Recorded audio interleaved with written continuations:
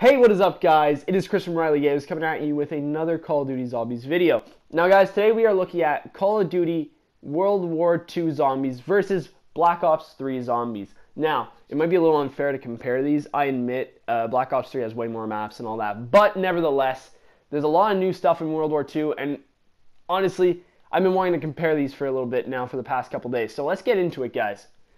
So guys, probably one of the biggest differences between Black Ops 3 and World War II Zombies is the fact that we now have the option to kind of start a class before you own. Start out with something different than just your Colt. You know, that's kind of different.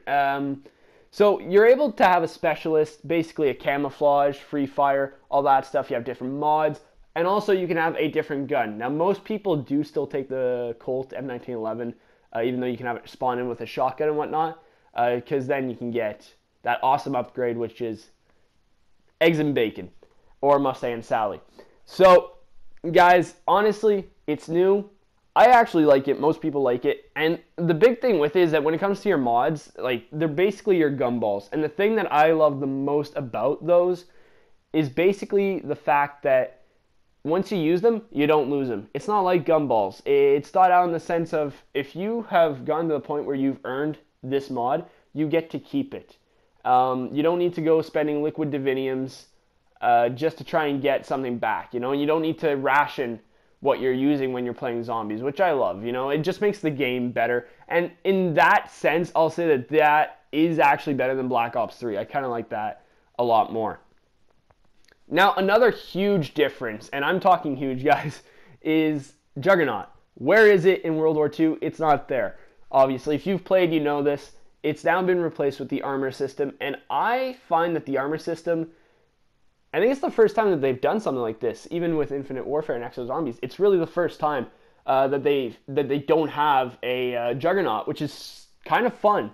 It definitely changes up the game a little bit, and I actually like it. I find that it'll put you in positions where, you know, you can lose your 3 pieces pretty suddenly and you're in your training spot, and then all of a sudden you need to run back to an armor station and get some, and that's when you get some pretty clutch moments and all that. And honestly, that's probably one of the best things about World War II. It kind of creates more clutch moments, more moments of panic, and I kind of like that. I think it's more fun that way. So definitely a huge plus. Is it better though? That one's debatable. But overall, I would say that the community, the zombies community, has welcomed this with open arms. I think no one's really complaining about it overly. No one thinks that it was a bad move. So I would say that, you know what, good move on you guys, Sledgehammer. Now, guys, another thing. When you pack-a-punch a weapon, you can buy ammo at pack-a-punch. This mostly affects your starting weapon, obviously, so basically Mustang and Sally.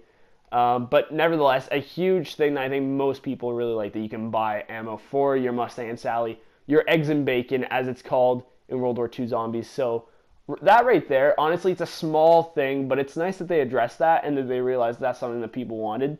And once again, not making the fact that you can't get ammo a huge issue. It's possible, but you need to get out of your comfort zone. You need to go through zombies to get your stuff, which I kind of like. You know, they're not relying on the idea of you not being able to get your stuff to be a challenge in this. Now, guys, last but not least, something that's been done before actually in Exo Zombies, and that they brought back once again, when you go down, in solo, you keep all of your perks except for obviously your quick revive. I really like that. I think most people do. No one's going to complain about that. It doesn't get in the way of a challenge or whatever. You still need to go get your jug and all that stuff at that point too. So really, but just those extra things, it's nice to keep them. And also, I think it adds another layer, especially when you're playing with other people. If you go down, you know, it actually matters how quickly your friend can come and revive you. It matters because then you get to keep, say, so many perks. And with that, you know, it benefits your team if they can come revive you sooner. Overall, it's just nice to have that. So guys, World War II Zombies. It is overall an awesome game. Probably the first Call of Duty Zombies game that isn't made by Treyarch that I really, really, really like. Now, here's my verdict. Is it better than Black Ops 3? I'm going to have to say no.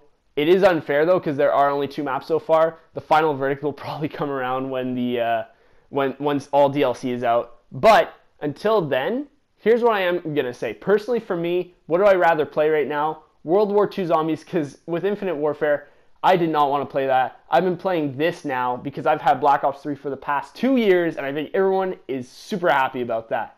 So guys, we now have a new Zombies mode that is freaking awesome. Let's play it. Overall, guys, I think it's going to be a great year for Call of Duty Zombies.